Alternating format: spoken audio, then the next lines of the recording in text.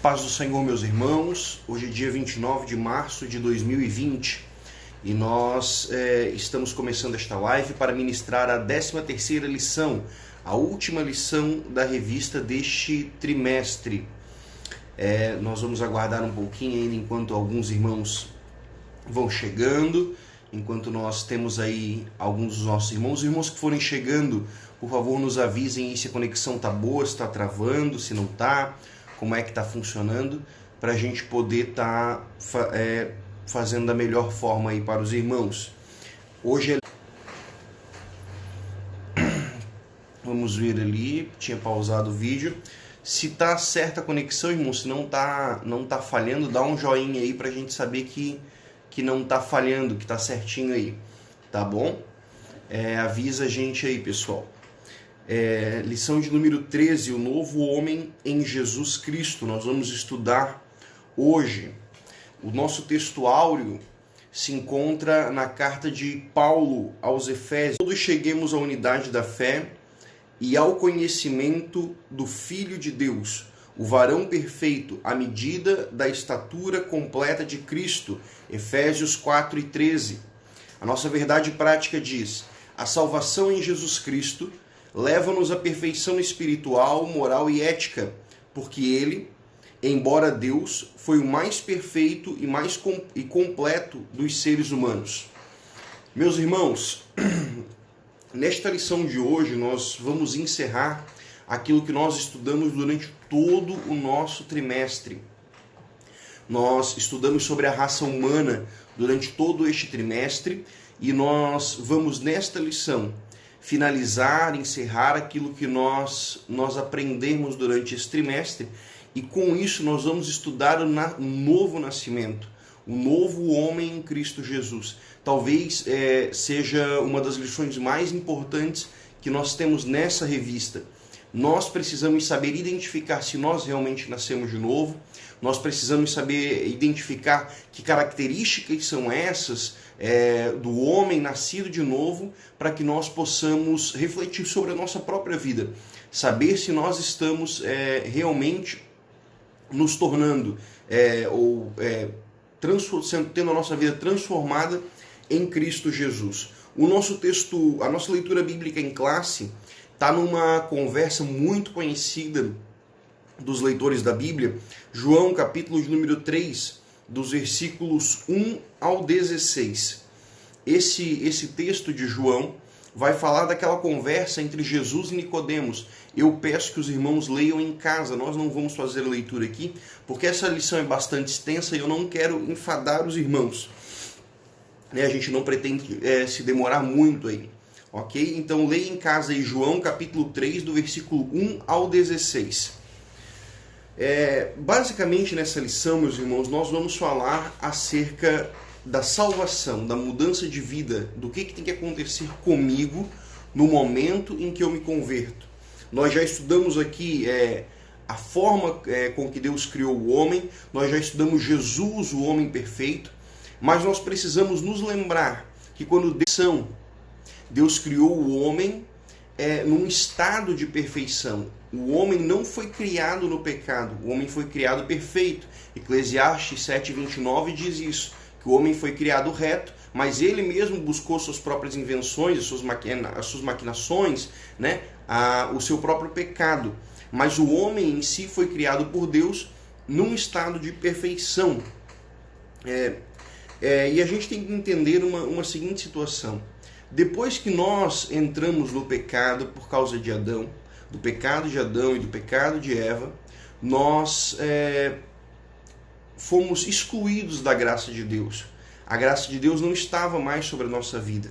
A partir desse momento em que nós somos excluídos da graça de Deus, o pecado ele passou a fazer parte do nosso dia a dia. O homem não tinha mais a opção de não pecar. O homem agora tinha a sua vida envolta no pecado. Tudo que ele fazia acabava sendo um tipo de ofensa contra Deus, E Deus, no seu plano perfeito, providenciou o seu plano para que o homem fosse salvo. Meus irmãos, está dando para mim aqui que o vídeo está pausando alguns momentos. A conexão tá boa, tá ruim, como é que tá? Manda para mim aqui, aparece que o vídeo está pausando de vez em quando. Mandem aí para mim nos comentários se está dando certinho de ouvir, se não está, como é que tá. O pessoal está chegando aí ainda, nós temos o pessoal chegando, é domingo de manhã, né, meus irmãos? O trânsito deve estar pesado. Tá travando, meus irmãos? Ok, tem a irmã Lilian tá falando que tá travando. Tem mais alguns irmãos chegando aí. Vão falando, meus irmãos, se tá travando a conexão, é importante eu saber, porque a gente precisa dar uma melhorada nisso aí para as próximas semanas, tá bom? Está pausando, mas dá para entender, a irmã Josi colocou ali. Ok, nós vamos levando assim por enquanto, mas nas próximas semanas nós temos que ajustar isso daí. Ok, os irmãos colocando, travando um pouco, sim. Deixa eu fazer uma mudança aqui, meus irmãos, só um minutinho. Olha só, fiz uma mudança ali, os irmãos veem se melhorou dessa vez. Ok, vamos prosseguir agora. Eu mudei o tipo de conexão que a gente estava colocando ali. Vamos ver se agora melhora, tá bom? Meus irmãos, o que acontece? Agora a gente tem o homem no estado de pecado. E o homem no estado de pecado, ele não consegue mais produzir nada para Deus que seja agradável. Ele não consegue mais fazer nada para Deus que venha a agradar a Deus. Deus desenvolve todo o seu plano, a gente conhece muito bem. Cristo vem, morre em nosso lugar, nos abre a porta, a oportunidade para a salvação. Mas nós temos que estudar agora o que a gente tem a ver com isso. Qual é o nosso papel, o que a gente tem que desenvolver para receber essa salvação. E é isso que nós vamos estudar. O que é esse novo nascimento? Esse nascimento que Jesus falou para Nicodemos e que muita gente ainda fica se pensando, acha que é algo assim, talvez até espantoso, mas é uma coisa bastante simples e que nós precisamos compreender. Meus irmãos, Jesus fala para Nicodemos que aquele que é nascido da carne é carne. O que Jesus quis dizer com isso? Quis dizer que aquele que nasce do pecado carrega consigo originalmente o pecado. Nós carregamos conosco, na nossa naturalidade humana, o pecado original. Quando nós nascemos, nós já nascemos pecadores. Nós não somos pecadores porque pecamos. Nós pecamos porque já somos pecadores. O pecado está implícito em nós, o pecado está dentro de nós. E mesmo que nós quisermos nos livrar do pecado, nesta vida nós ainda não conseguimos. Nesta vida nós não conseguimos nos abandonar o pecado totalmente, nos tornar completamente santos, 100% santos, a ponto de não mais pecar.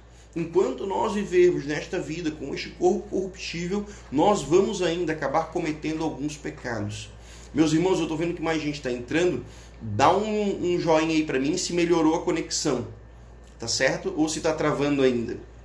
A gente precisa ter esse feedback aí para poder saber se melhorou. Se melhorou, dá um joinha aí. Miguel tá dando joinha, tomara que seja porque entrou aí, beleza. Obrigado, pessoal. A gente vai tentar manter assim, tá certo? O que acontece? Jesus aqui, quando fala com Nicodemos desse novo nascimento, ele não está falando de um nascimento natural. Jesus está falando de um nascimento espiritual, por isso que ele fala que aquele que é nascido do Espírito é Espírito. É um novo nascimento, um nascimento completamente diferente. Aquele que é nascido de Deus é o que Jesus fala. O que acontece? O homem natural, Paulo vai falar aos Efésios, ele está morto nos seus delitos e pecados. Ou seja, para Deus, ele não serve para nada. Naquele estado em que ele se encontra, naquele estado de pecado que ele se encontra, ele não tem propósito nenhum. Aquilo é apenas para a condenação dele. Ele não consegue corresponder a Deus, ele não sabe reconhecer Deus. Deus, por sua graça, então, ele derrama a sua graça preveniente em cima do homem pecador, E o homem começa, através da palavra, a ter algum respiro de vida, para que ele possa reconhecer o seu Salvador. Nós vamos ver isso mais para frente. Por isso, apenas Deus, pela sua graça, pode salvar o pecador. Irmão, o homem tem participação nessa salvação? Tem. O homem precisa responder positivamente ao chamado divino. Deus já fez de si a sua parte. Deus já propiciou Cristo para a humanidade, para que a humanidade pudesse ser salva. A porta da salvação, ela está aberta. O chamado divino é um chamado para todos. Ocorre que nem todos aceitam o chamado divino. A necessidade de cada homem, cada mulher que ouve o chamado divino, reconhecer o seu estado de pecador, e nós vamos ver mais à frente como é que isso acontece, e receber a Cristo como Senhor nas suas vidas. Nós vamos estudar mais à frente como é que acontece essa dinâmica, esse momento de salvação, como eu me torno este novo homem em Cristo Jesus. Sem este ato já realizado por Deus, seria impossível o homem se salvar. Nós temos que entender que a salvação ela parte primeiro de Deus. Ela é um dom, ela é uma graça do Senhor, livre, espontânea, de sua vontade. Ou seja, Deus não foi compelido, Deus não foi obrigado a fazer isso. Deus fez isso porque nos amou. Deus, em seu propósito, já previa a queda. Deus, em seu propósito, já previu a morte de Cristo, já previu a entrega que Ele mesmo faria por amor à humanidade. E Ele demonstra esse ato de amor quando Cristo se entrega na cruz do Calvário. O ato de amor da parte de Deus para salvar os homens já foi realizado. A porta já está aberta. Agora cabe a nós nos colocar na posição de receber a Cristo como nosso Senhor. A nossa lição ainda vai trazer um terceiro tipo de nascimento, nascido da água. E aqui eu quero me deter com os irmãos numa coisa muito importante. Olha só, no ponto 1.3 da nossa lição, diz assim na penúltima frase: dessa forma cumpre que Paulo escreveu asseverando que Jesus salvou mediante o lavar regenerador e renovador do... nascido da água.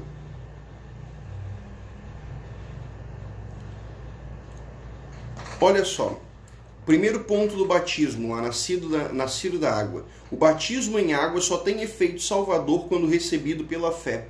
Irmãos, um cuidado aqui, porque isso aqui traz um pensamento ambíguo acerca do que é o batismo. Quem já fez o curso de discipulado sabe que batismo não salva ninguém. O simples ato de se batizar não salva. O que salva? A fé salva. A fé em Cristo Jesus. Né? Nós podemos nos lembrar que o ladrão da cruz aceitou a Jesus e não foi batizado e mesmo assim foi salvo. Ou seja, o batismo ele é um testemunho público de que eu creio em Cristo como meu Salvador. Ele não tem efeito salvador nenhum, nem quando recebido com fé e nem quando recebido sem fé. O batismo recebido com fé é o testemunho público de que eu estou aceitando a Jesus como Salvador. A minha salvação já foi efetuada no momento em que eu me rendi a Cristo. Não há efeito salvador no batismo. O que acontece é a necessidade de um testemunho público e o batismo é uma ordenança de Cristo. É por isso que nós realizamos o batismo até os dias de hoje, com pessoas adultas que já têm a consciência de que querem receber a Cristo como Salvador. Por isso, muito cuidado aqui com o texto dessa lição, porque ela deixa uma compreensão equivocada de que o batismo tem um poder salvador, e não é isso que a Bíblia nos afirma. O que salva é a fé, e a fé gerada pela palavra de Deus. Amém, meus irmãos? Por fim, nesse tópico 1 da nossa lição, vamos falar sobre nascido do Espírito. E aqui tem uma coisa muito interessante, né? Quando a pessoa ela aceita Jesus, ela é batizada com o Espírito Santo naquele exato momento? Não obrigatoriamente. O que acontece? Você vai observar em João capítulo 20, se eu não estou equivocado, versículo 22, que antes dos discípulos serem batizados com o Espírito Santo, Jesus soprou sobre eles e disse: recebei o Espírito Santo. e eles receberam o Espírito Santo. Eles já haviam sido batizados? Não. Eles são batizados apenas no livro de Atos. Nessa passagem do livro de João, eles recebem o selo, eles recebem o penhor das suas almas. Eles recebem o Espírito Santo dentro deles. Não significa que eles estão sendo batizados com o Espírito Santo naquele momento. Eles não são batizados com o Espírito Santo enquanto Jesus não for assunto ao céu e de lá não enviar o Consolador para que inaugure ali a igreja na terra, ok? Então, o que é ser nascido do Espírito? No momento que o homem recebe a salvação, ele recebe também o Espírito Santo. O Espírito Santo é a garantia, é o penhor de que este homem está salvo e que ele tem a presença de Deus. Não significa que ele é batizado no Espírito Santo. Ele pode ser batizado no momento em que ele aceitar a Jesus ali, com a manifestação do dom de línguas e tudo mais? Pode. Não é uma regra, ele pode ser batizado algum tempo depois, anos depois, ou nunca ser batizado no Espírito Santo, e mesmo assim ele vai ter o Espírito Santo dentro dele. Ok? Mas numa lição mais aprofundada nós trataremos sobre o batismo com o Espírito Santo. Meus irmãos, o nosso tópico 2 vai falar sobre a justificação do novo homem. E aqui eu vou falar para vocês, eu não vou me deter exatamente na linha que a lição leva, ok? Por quê? Porque nós vamos explicar como é que funciona essa dinâmica da salvação e você vai entendendo os tópicos que a lição vai trazendo e aí nós vamos nos encontrando. O que acontece? Nós, por nossos próprios atos, nós não podemos suprir a justiça de Deus. Como assim? Nós pecamos contra Deus. E Deus, como Senhor e como Salvador justo, exige para que, por essa ofensa, seja pago um preço. Esse preço que Deus exige que seja pago, nós não temos condições de pagar. Porque sendo Deus perfeito, sendo Deus um ser santo, nós, imperfeitos, completamente afastados da sua santidade, não temos condição nenhuma de nos achegar diante dele. Eu estou vendo aqui que entraram alguns professores, o irmão Jean, professor entrou, o irmão Anderson entrou aí, vários professores também assistindo. Que bom, meus irmãos, se quiserem deixar seu comentário aí, podem deixar. Tá bom? Vários outros irmãos estão chegando ainda, né? Deve ser o trânsito, meus irmãos. Olha só, nós não temos essa capacidade de pagar o preço por essa ofensa. Deus, sabendo disso, nos proporcionou a oportunidade de Ele mesmo pagar o preço pelo nosso pecado. Então Deus envia Cristo, Ele mesmo, o próprio Deus, Deus de Deus, e Ele paga o preço pelo nosso pecado. Significa o quê? Que nós, com os nossos próprios atos de justiça, por melhores que nós fôssemos, por mais atitudes benevolentes que nós tenhamos, as nossas atitudes, elas não são capazes de pagar ou de suprir o preço da justiça de Deus. Tão grande é o grau, a amplitude da justiça de Deus, que nós não temos e nunca teremos, né, esta condição. Então a nossa justiça, ela, vai dizer Isaías, é como trapo de imundícia. Ela diante de Deus, ela não é nada. E nós temos que entender essa situação. Porque para nós, muitas situações parecem justas ou injustas. Nós às vezes achamos que tal situação Deus operou errado, ou que Deus não foi justo com isso, ou não foi justo com aquilo. Nós não sabemos o futuro. Nós enxergamos de forma apenas limitada. Nós não compreendemos a totalidade do plano de Deus. Nós enxergamos até um pedaço. Mas Deus enxerga o plano inteiro. Então, quando nós observamos a justiça de Deus, que é muito mais ampla, que enxerga muito mais longe do que nós enxergamos, nós vamos conseguir observar que Deus está sendo justo e que na verdade aquilo que nós achávamos que era justiça não é diante de Deus. Aquilo que nós entendemos como certo e como errado, o nosso senso de moral e de ética, ele não é nada diante de Deus. Nós abandonamos aquilo que nós achamos certo, abandonamos aquilo que nós entendemos por correto e abraçamos aquilo que a Bíblia nos diz que é certo, aquilo que a Bíblia nos diz que é correto. Por quê, meus irmãos? Porque o pecado, ele corrompe a nossa moralidade. O pecado, ele corrompe o nosso senso de ética, o nosso senso de justiça. Por isso, a necessidade de nós deixarmos aquilo que eu acho que é certo, aquilo que eu acho que está errado, aquilo que eu acho que deve ser feito assim, para abraçar aquilo que a Bíblia diz. Isto é o certo, isto é o errado. Quando eu abraço aquilo que a Bíblia diz, então eu consigo entender a justiça de Deus. Nós temos muita dificuldade de fazer isso, porque o orgulho, ele é algo inerente ao ser humano. E a gente sempre quer estar certo, né? A gente sempre quer estar do lado da razão. E quantas vezes a Bíblia confronta aquilo que nós achamos que é certo? Não, mas eu sempre fiz assim. Não, mas isso não tem problema. Não, mas isso não tem nada de errado. Meus irmãos, se a Bíblia diz que tem algo de errado nisso, tem algo de errado, né? Quando eu digo assim, não, mas isso não é nada, e a Bíblia diz que é alguma coisa, eu estou dizendo o quê? Eu estou certo e a Bíblia está errada. Né? Eu estou julgando a Bíblia em vez de ser julgado por ela. É isso que acontece nesse momento. Certo? Por isso que as nossas justiças, elas não têm capacidade de suprir o preço que deve ser pago para que a glória de Deus seja, abre aspas, né, reparada, não que seja, não que ela tenha sofrido algum tipo de dano, mas que nós ofendemos a Deus quando pecamos. Por isso a necessidade de Jesus. Como é que acontece esse processo todo? Esse processo, então, de eu receber essa justiça. Esse processo que se chama justificação. Justificação por quê? Porque a justiça não é minha. Foi Cristo que veio e foi Cristo que me justificou. Eu não tenho mérito, eu não tenho obra, eu não tenho nada que possa pagar, nada que possa refletir aquilo que Cristo fez por mim.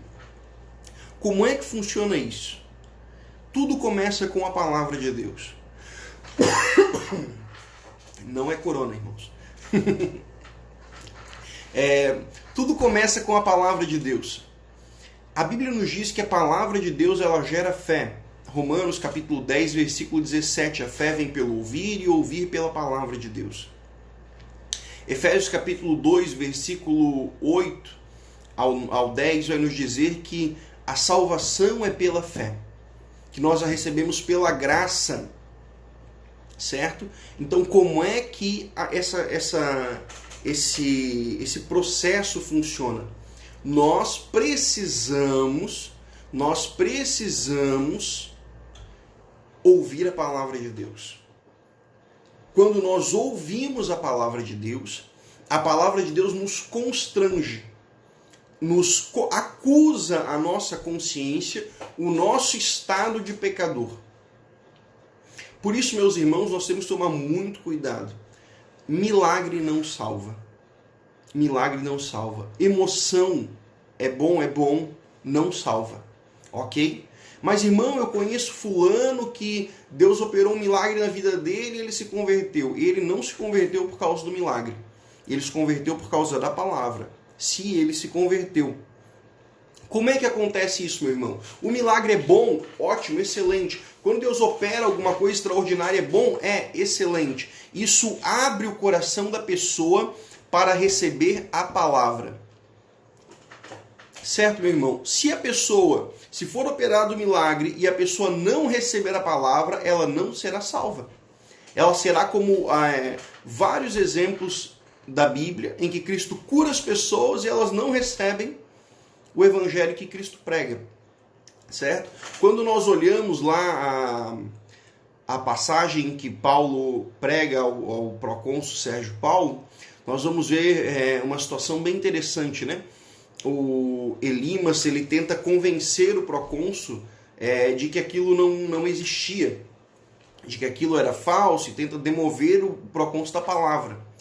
E Paulo repreende ele, e ele fica cego. E a Bíblia vai nos dizer que o procônsul ficou maravilhado. Mas olha que interessante, a Bíblia vai dizer que ele ficou maravilhado da palavra, da doutrina que eles estavam ensinando. Ele não ficou maravilhado do sinal, do milagre que foi operado. Ele ficou maravilhado da doutrina de Cristo, do evangelho de Cristo. O que acontece, meus irmãos? Muitas pessoas têm se convertido baseado em milagre. Muitas pessoas têm se convertido baseado em emoções, talvez acometidas de um hino que as emocionou num momento difícil da vida. Irmão, o Senhor está dizendo que isso não é um momento propício? Não é um momento propício, sim. Só que tudo isso tem que ser uma abertura para que a palavra de Deus entre. Porque senão nós vamos ter pessoas na igreja que estão ali envolvidas por emoção, envolvidas por um ato que aconteceu na vida delas, por algo que Deus fez para elas, que não é salvação. Pessoas ali que vão estar completamente envolvidas na igreja, mas não vão entender quem Deus é de verdade. Porque, de fato, não se converteram à palavra de Deus. É apenas quando a palavra nos confronta, é apenas quando a palavra nos constrange e nos faz entender, nos faz levar à consciência de que nós somos pecadores, que começa o processo do novo nascimento. Aí eu começo a entender o que Cristo falou. Aí eu começo a entender que o novo nascimento, ele precisa da pregação genuína do Evangelho. E cuidado, meus irmãos, porque não é qualquer pregação, não é a pregação de qualquer coisa que salva, é a pregação genuína do Evangelho. Muito cuidado, nós vamos ter muita gente pregando, histórias da carochinha. Nós vamos ter gente pregando teologia da prosperidade, nós vamos ter gente pregando movidas de muitas emoções em cima do púlpito e pouca palavra, pouca substância. O que é pregar o evangelho genuíno? É pregar que Cristo morreu e ressuscitou para nos salvar. Pregar que nós somos pecadores, que nós carecemos dessa graça, que nós precisamos de Jesus, que a única saída é Jesus, que se não for por Ele, nós estamos condenados, o inferno está aí com a porta aberta, para aqueles que não receberem a Jesus como seu Salvador. Isso é a pregação genuína do Evangelho. A mensagem central é Cristo pregado. Isso é a mensagem genuína do Evangelho. Enquanto nós não tivermos a pregação da mensagem genuína do Evangelho constante em nossos púlpitos, haverão poucas conversões. E enquanto houverem essas conversões, muitas delas ainda não serão genuínas, porque não ouviram uma palavra de verdade, uma palavra de confronto à sua consciência, uma palavra que constrange o seu pensamento e o faz pensar: eu estou errado e Cristo está certo. Eu preciso abandonar a forma que eu vivo e eu preciso agarrar-me à forma que Cristo ensina a viver. É isso que nós precisamos. Isso é pregação genuína. A partir deste momento que o pecador é confrontado, é que nós vamos começar a ter uma verdadeira transformação na vida do homem. A partir deste momento em que ele toma consciência que ele é um pecador, ele tem duas opções. Ele pode negar a Cristo. Ele pode dizer: eu estou certo, Cristo está errado, eu não quero isso para a minha vida. Ou ele pode dizer: eu estou errado, Cristo está certo. E aí ele pode abandonar o seu velho modo de viver. O nome disso é arrependimento. Metanoia. Mudança de mente. É isso que nós estamos buscando. É isso que nós precisamos, dia após dia, buscar. Essa mudança, essa transformação da nossa mente, em especial no momento em que nós nos convertemos. De abandonar a forma que nós vivíamos, de deixar a forma que nós vivíamos e abraçar completamente a nova forma de viver em Cristo Jesus. Meus irmãos, a partir deste momento começa uma mudança total na vida do homem. A partir deste momento que ele recebe a Jesus e que ele entende que ele é um pecador, ele não consegue ser mais o mesmo. Ele não consegue mais continuar vivendo da mesma forma. Começa aí um processo de santificação. Começa aí um processo de mudança de vida. E olha que engraçado, né? Muitas vezes as pessoas elas acham que santificação é uma coisa sobrenatural, assim, que vai fazer mover os montes e as pessoas vão olhar e vão reconhecer, nossa, que homem santo, nossa, que mulher santa, que vão sentir e se arrepiar do poder de Deus que estão sentindo na sua vida. Irmão, se você acha que santificação é isso, eu sinto lhe decepcionar, mas santificação não é isso. Santificação, em primeiro lugar, é um estado. Nós, aqueles que foram salvos por Cristo Jesus, aqueles que agora fazem parte do corpo de Cristo, que são a sua igreja, eles são santos, porque eles estão no corpo de Cristo e Cristo é santo. Então eles são posicionalmente santos, a gente diz. Eles estão numa posição de santidade. Eles ocupam um lugar de santidade. E eles também estão num processo de santificação. Quando que esse processo acaba, irmão? Só quando nós morrermos ou quando Cristo voltar para buscar a sua igreja. Esse processo de santificação, muitas pessoas chamam de discipulado. Como assim, irmão? Discipulado não é o curso que a gente faz para se batizar? Não, irmão. O discipulado é um estilo de vida. Discipulado é uma forma de se viver. O que é esse processo de santificação? O que é esse discipulado? É mudança de atitude. Nós mudamos a nossa mente. Agora que nós mudamos a nossa mente, nós passamos a agir de forma diferente. Agindo de forma diferente, as nossas atitudes são outras. Elas não são mais iguais às atitudes que nós tínhamos antes. Como é que isso vai funcionar? Vai funcionar da seguinte forma. Hoje, nós nos convertemos. Amanhã, você vai deixar de fazer uma coisa. Depois de amanhã, você vai passar a fazer outra coisa. Ah, isso desagrada ao Senhor, eu vou parar de fazer. Isso agrada ao Senhor, eu vou fazer. Como é que eu sei isso, irmão? Eu vou ler a sua palavra. Eu vou me aprofundar no seu conhecimento. Agora, olha só. As pessoas acham que é um passe de mágica essas coisas, né? A gente acha, às vezes, que se converte ontem e hoje a gente já está, assim, soltando fogos. A gente já está o melhor cristão da face da terra.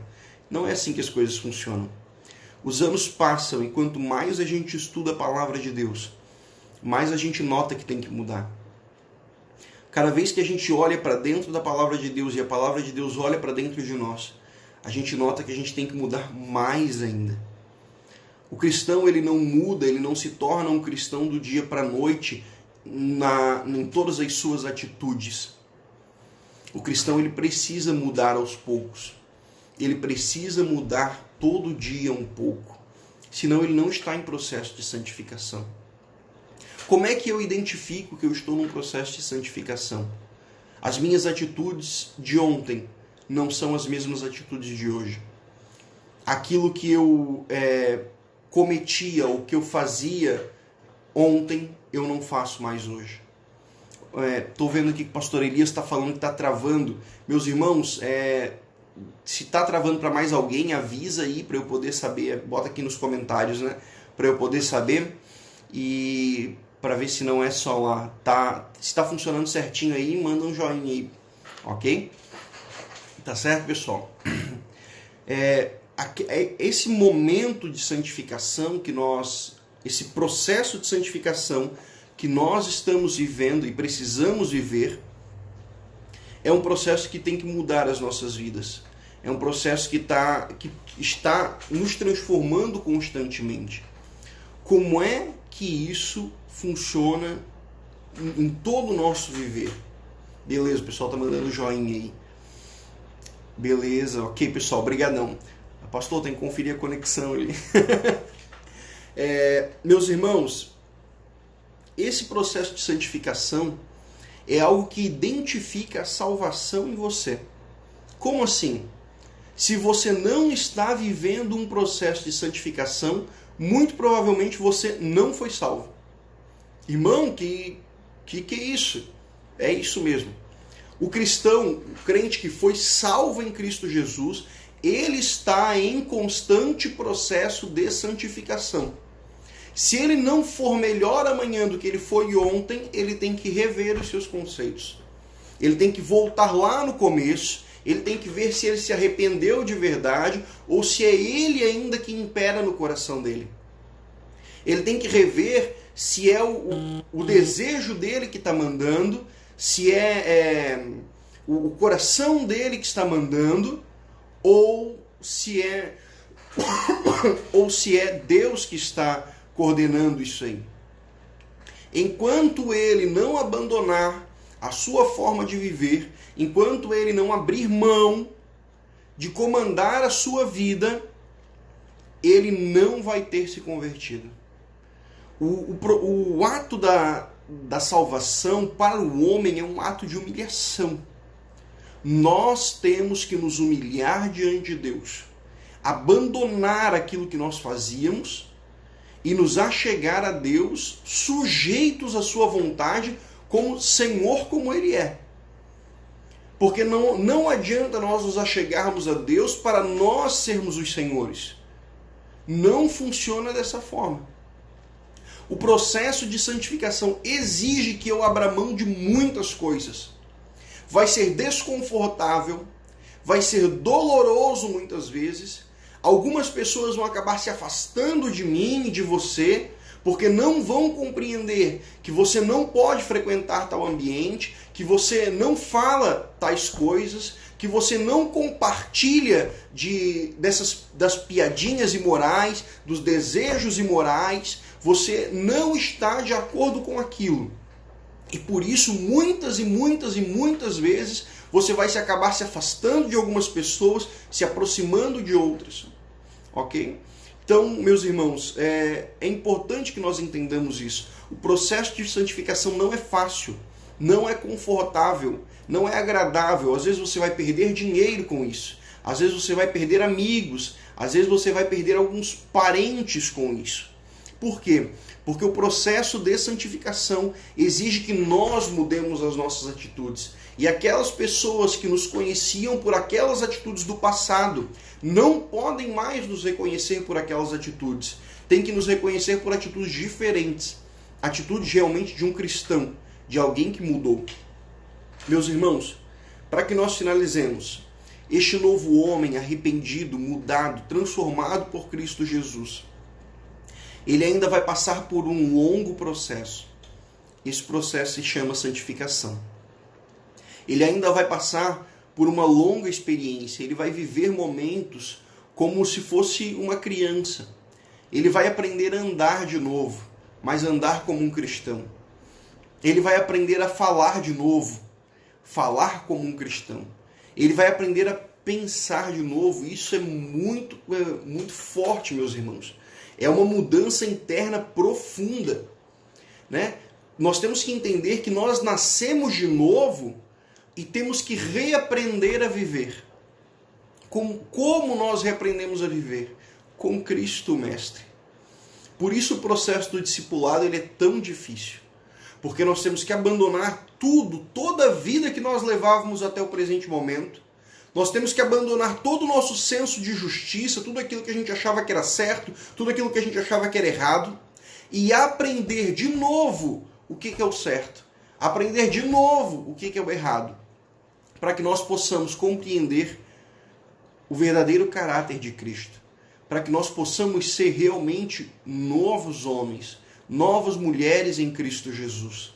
Para que Cristo faça em nós a sua vontade e não mais nós mesmos realizarmos a nossa vontade. Este é um novo homem.